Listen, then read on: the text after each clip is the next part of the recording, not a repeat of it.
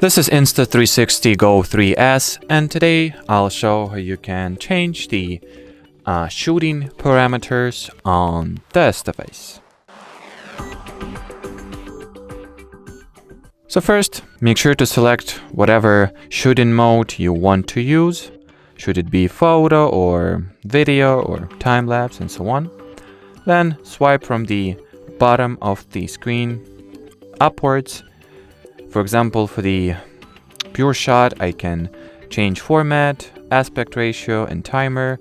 If I were to switch to video mode, I will be able to manage stabilization, video duration, aspect ratio, resolution, and frame rate. And well, as far as this video goes, that'll be it. So thanks for watching, and bye-bye.